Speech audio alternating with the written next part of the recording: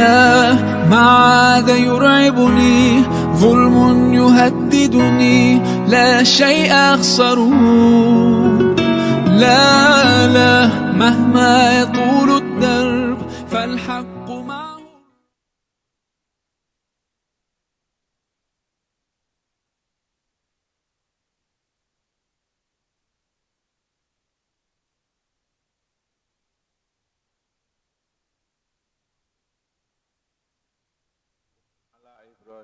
Wa ala ali Ibrahim wa barik ala Muhammad wa ala ali Muhammad kama barakta ala Ibrahim wa ala ali Ibrahim innaka Hamidum Majid. Amma ba'd.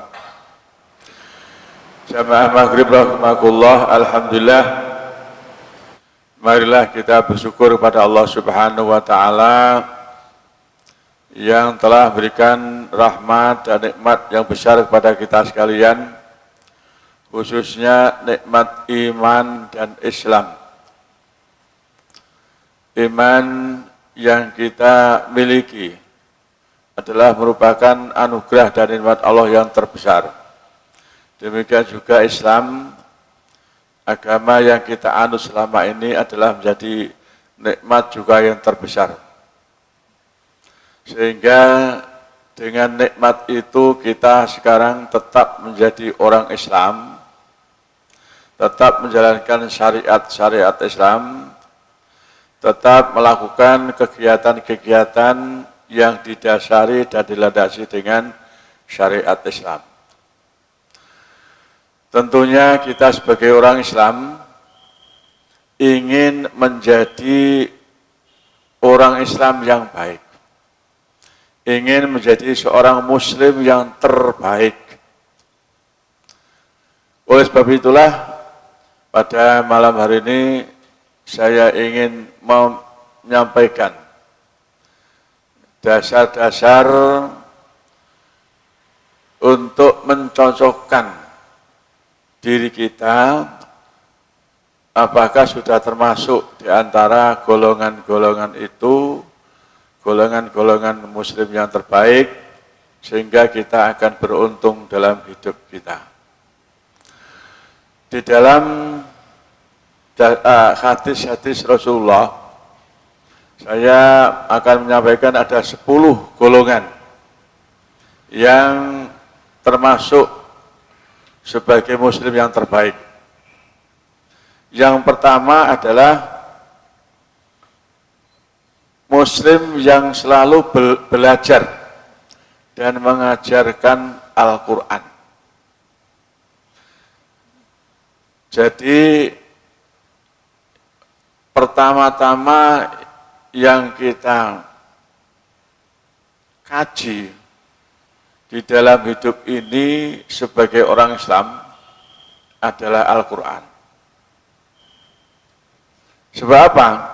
Sebab kita dengan mengkaji Al-Quran itu, kita akan mampu untuk menyesuaikan hidup kita, untuk menyesuaikan perilaku kita yang sesuai dengan syariat Islam.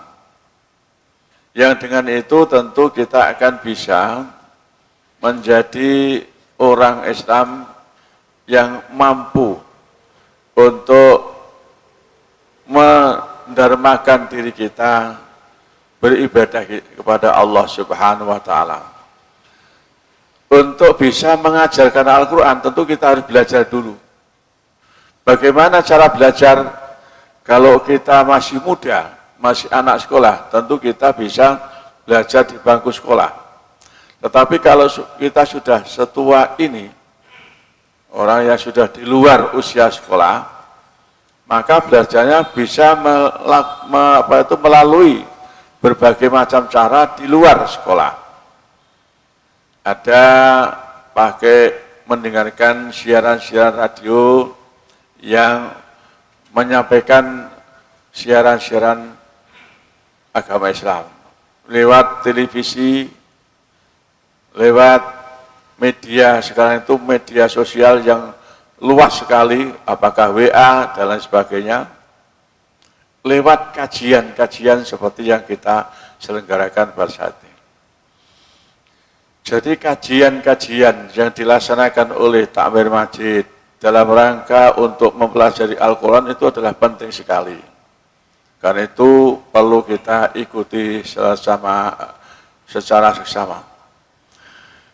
Ada hadis an Utsman ibn Affan radhiyallahu anhu qala Rasulullah sallallahu alaihi wasallam khairukum man ta'allamal Qur'an wa 'allamahu. Utsman bin Affan, kebetulan beliau adalah khalifah yang ketiga setelah Rasulullah meninggal, mengatakan dalam hadis ini Rasulullah SAW bersabda, khairukum man ta'allamal Qur'an wa 'allamahu.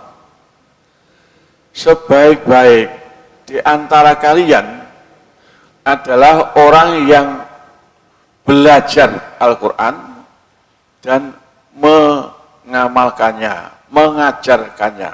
Jadi di samping mengamalkan untuk pribadi, juga mengajarkan kepada orang lain. Nah, kalau kita sudah bisa belajar, kemudian juga mengajarkan Al-Quran, maka kita akan mempunyai predikat Muslim terbaik. Nah, ini yang kedua, Muslim yang terbaik itu adalah Muslim yang berakhlak baik. Jamaah Maghrib rahimakumullah, Rasulullah Shallallahu Alaihi Wasallam pertama-tama diutus, misi utamanya adalah menyempurnakan akhlak. Innama bu'istu liutammima makarimal akhlak. Sesungguhnya itu hanyalah saya ini diutus untuk menyempurnakan akhlak. Kenapa kok dikatakan menyempurnakan akhlak?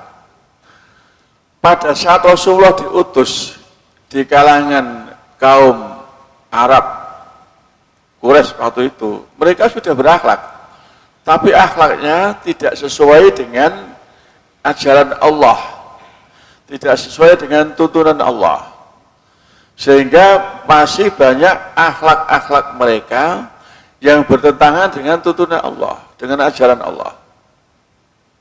Misalnya kawin, ya, perempuannya, kakaknya, adiknya dikawin bersama-sama, itu tidak boleh. Dalam Allah ajaran Allah tidak boleh. Ya, dan lain. Mereka sudah berakhlak, tapi tidak seperti akhlaknya yang ditunjukkan oleh Allah. Karena itu tugas Rasulullah untuk menyempurnakan akhlak mereka agar menjadi orang yang berakhlak sesuai dengan tuntunan Allah dan Rasulullah. Nah.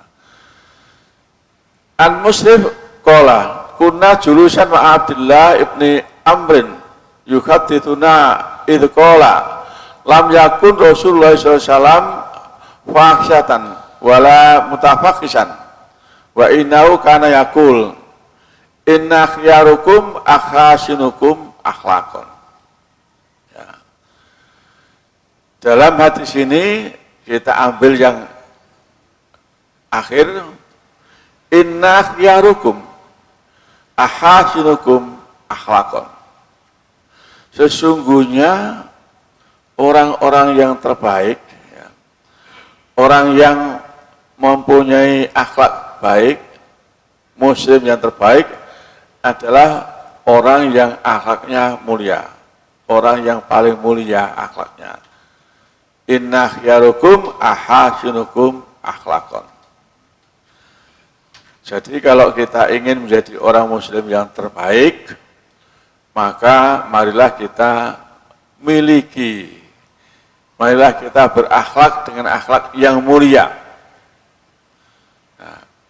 Karena akhlak yang mulia itu betul-betul menjadi satu modal yang sangat berharga di dalam hidup kita. Hadis lain juga menyatakan Abdullah bin Amrin ibn As qol lam yakun nabiyyu fahisan wala mutakhisan wa kana yaqul inna min khairukum asharukum akhlaqan, sama dengan tadi. Ya. Kemudian ada hadis lain yang mengatakan khairukum islaman ahasinukum akhlaqan idza faqihu. Abu Hurairah mengatakan dalam hadis ini Rasulullah bersabda, sebaik-baik di antara kalian Islamnya adalah di antara kalian yang mempunyai akhlak yang terbaik. Jadi orang yang berakhlak baik itu nanti akan membawa diri kita, kalau kita umat Islam, maka kita akan menjadi muslim yang terbaik. Kemudian akhlak adalah modal yang akan bisa memperberat timbangan kita, timbangan kebaikan kita dalam kehidupan akhirat. Dalam sebuah hadis dijelaskan, an Abi Darda qala sami'tu Nabiyya sallallahu alaihi wasallam yaqul. Abu Darda mengatakan, saya mendengar Rasulullah SAW bersabda, ma min syai'in yudha'u bil mizan atqalu min husnil khuluqi. Tidak ada sesuatu yang bisa memperberat timbangan di dalam kehidupan akhirat kecuali akhlak yang baik, husnul akhlak, husnul khuluq, akhlak yang baik. Wa inna sahibah husnul khuluqi la yablughu bihi darajatan sahibis shaumi was shalah. Orang yang berakhlak baik, kata Rasul, akan bisa mencapai derajat ya, ahli puasa dan ahli sholat. Jadi artinya pahalanya itu sama dengan orang yang berpuasa dan orang yang mendirikan sholat. Jadi akhlak yang baik ini tertata betul-betul sangat penting bagi kita, karena nanti akan menjadi modal kita untuk memperberat kebaikan kita, timbangan kebaikan kita dalam kehidupan akhirat. Maka marilah kita berusaha bagaimana supaya kita mempunyai akhlak yang baik di dalam kehidupan ini. Ini yang kedua. Yang ketiga, muslim yang terbaik yaitu muslim yang menepati janji membayar utang. Nah, jamaah maghrib rahimakumullah, kadang-kadang orang kalau utang itu gampang, ya, merayu bagaimana supaya mendapatkan utang. Tapi yang paling wangel itu nawis oleh utang bayare sing repot. Utangnya gampang, tapi bayare sing repot. Ditagih ono alasane. Ya.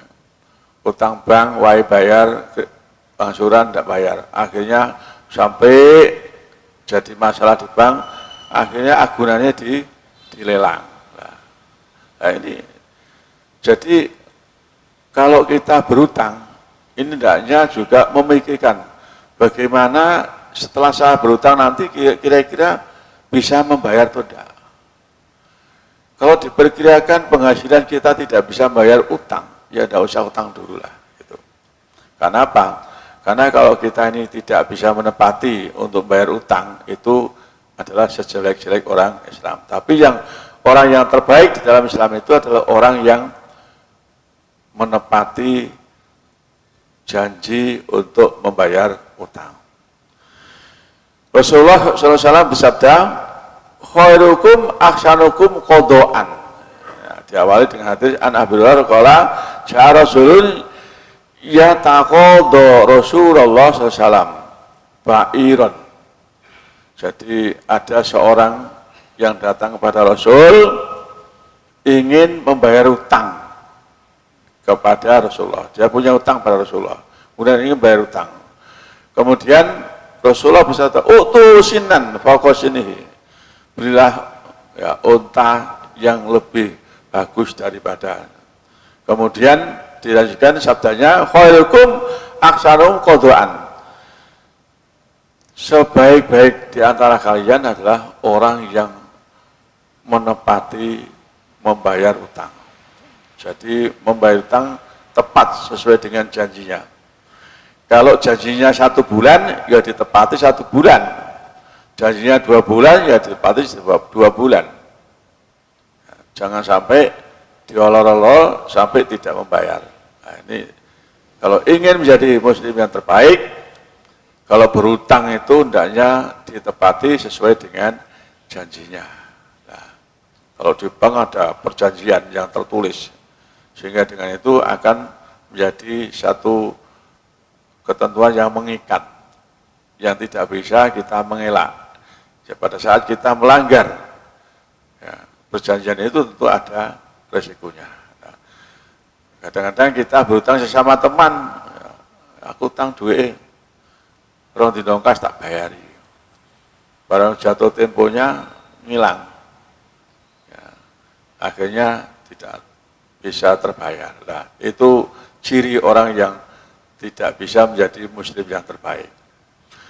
Kemudian yang keempat, muslim yang terbaik adalah muslim yang menebar keamanan dan kenyamanan.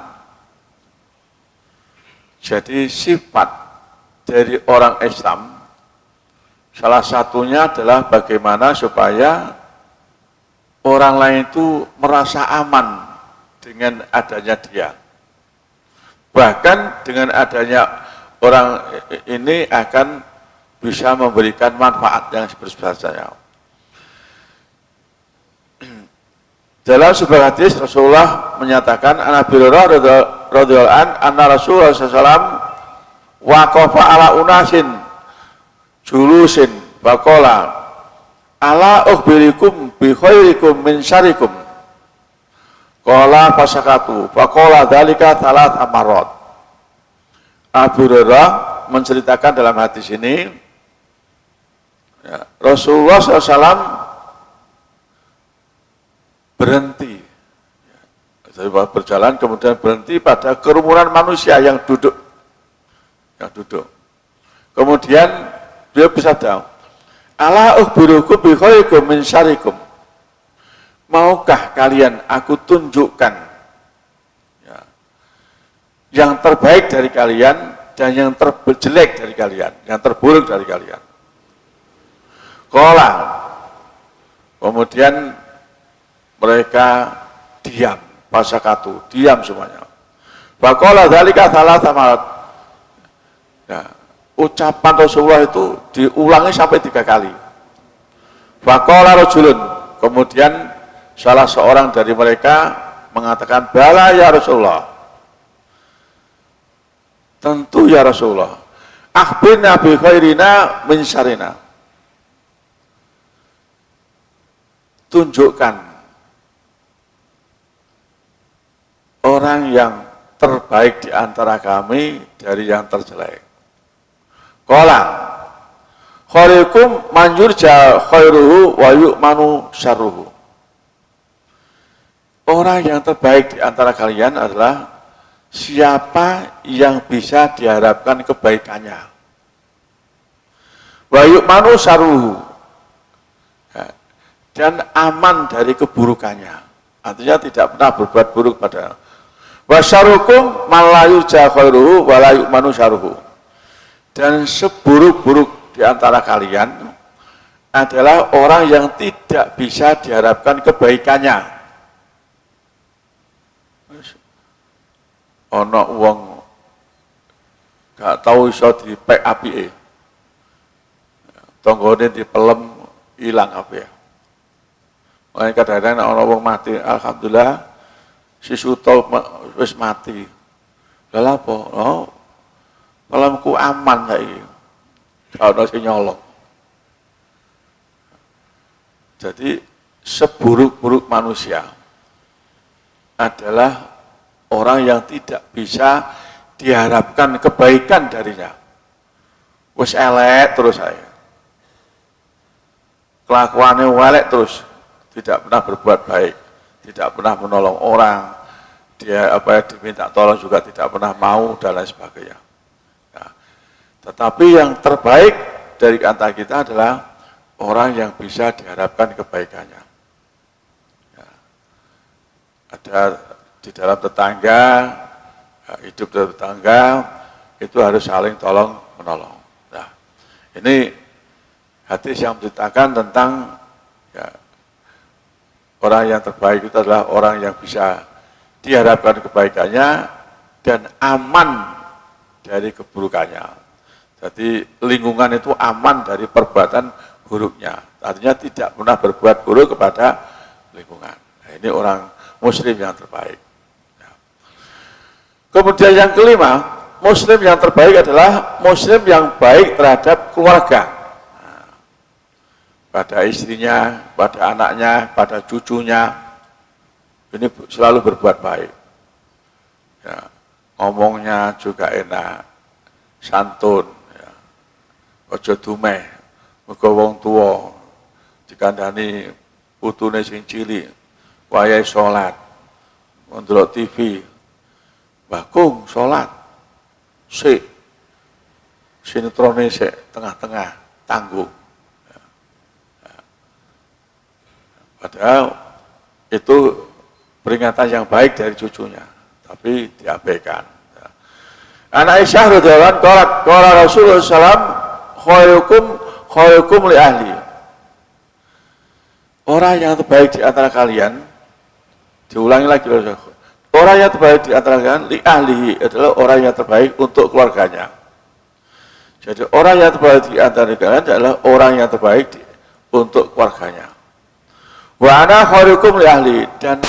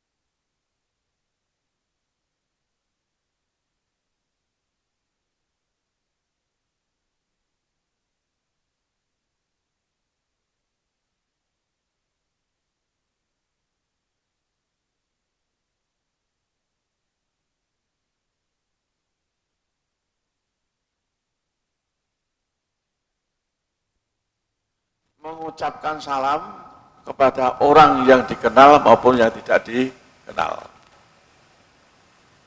Ya. Jadi kita jalan melewati orang, itu akan lebih baik kalau kita ucapkan salam. Kita jalan, kemudian ada orang duduk-duduk di tepi jalan, sambil kalau orang jalan, nun sewu Pak, sambil mengucapkan Assalamualaikum. Nah, ini adalah orang yang menebarkan salam kepada orang yang dikenal maupun yang tidak dikenal. Dan ini ciri daripada orang Muslim yang terbaik.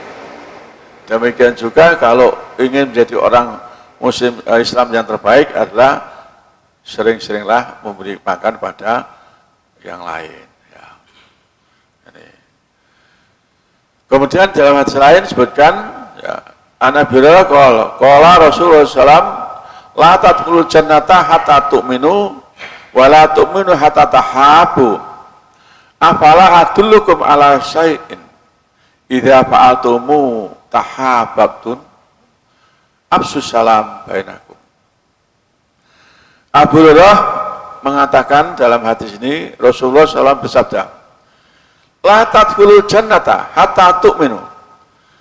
Kalian tidak akan masuk surga sebelum beriman. Beriman dulu. Wala tu'minu hatta tahabu. Dan kalian tidak bisa dikatakan beriman, sempurna imannya, kalau belum menciptakan saling kasih sayang, saling menyayangi, saling menyintai.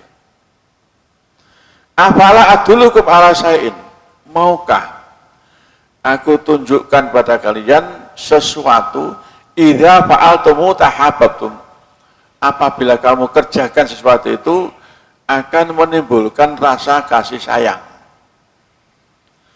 Absus salam bainakum, sebarkan salam di antara kalian. Jadi di antara hikmah salam yang kita ucapkan itu adalah bisa mewujudkan kondisi saling kasih sayang di antara kita. Kenapa? Salam itu doa. Dari segi arti itu sudah doa. Assalamualaikum. Mudah-mudahan keselamatan atau kesejahteraan bagi kalian. Warahmatullah. Dan mudah-mudahan rahmat Allah untuk kalian. Wabarakatuh. Dan mudah-mudahan barokahnya juga untuk kalian. Jadi ada 3 doa di dalam salat itu. Mendoakan supaya sejahtera, supaya selamat. Yang kedua, mendoakan supaya mendapatkan rahmat dari Allah. Yang ketiga, mendoakan supaya mendapatkan barokah dari Allah. Ada 3. Kalau kita hanya mengucapkan Assalamualaikum, berarti hanya mendoakan pada orang lain untuk selamat saja. Tapi kalau kita ucapkan dengan sempurna, berarti kita mendoakan pada orang yang kita beri salam. 3 doa tadi. Dan itu adalah satu doa yang akan bisa membuat kondisi saling kasih sayang. Ya. Karena itu janganlah kita segan-segan untuk mengucapkan salam pada saat kita bertemu, baik pada orang yang kita kenal maupun yang orang yang tidak pernah kita kenal. Dan itu adalah ciri di antara orang yang ingin menjadi Muslim yang terbaik. Kemudian yang ketujuh, Muslim yang terbaik adalah Muslim yang berkenan berbagi tempat shop dalam sholat. Ada sebuah hadis An Ibnu Abbas qala Rasulullah SAW, khiyarukum al-yanukum manakibah fi sholat. Ya. Dalam hadis ini Ibnu Abbas menceritakan Rasulullah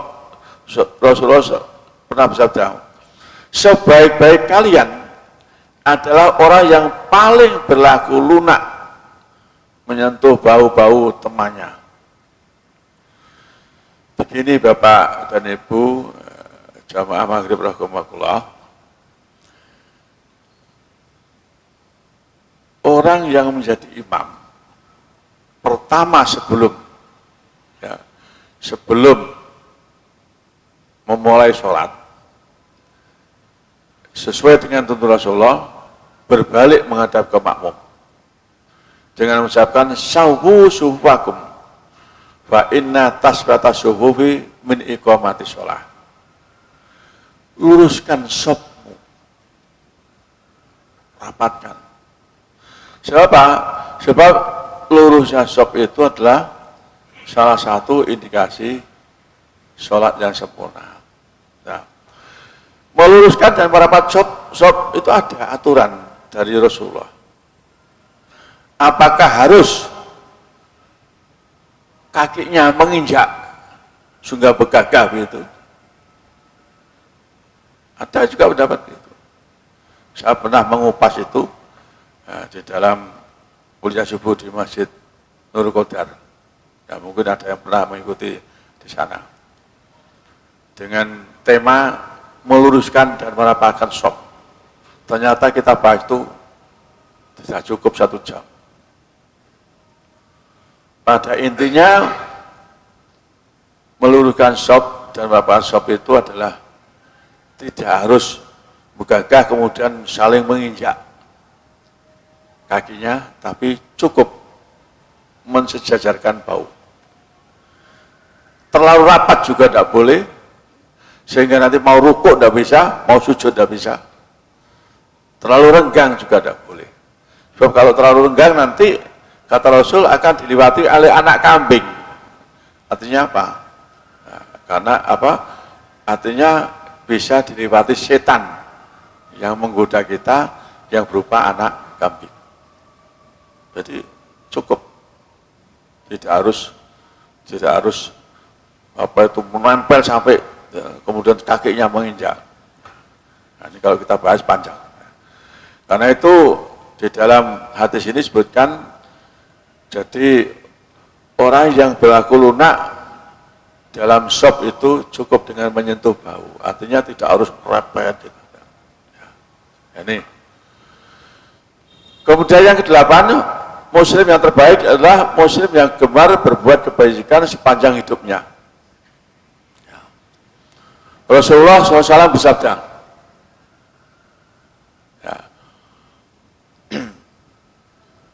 pernah ditanya oleh sahabat, ya Rasulullah, ayunas khairun, manusia yang terbaik itu yang bagaimana? Qala, kemudian Rasulullah bersabda, mantola umurhu wa kasuna malu. Manusia yang terbaik itu adalah manusia yang umurnya panjang, amalnya juga baik. Kemudian orang yang buruk, wasyarunas, mantola umurhu wa sa'amaluhu.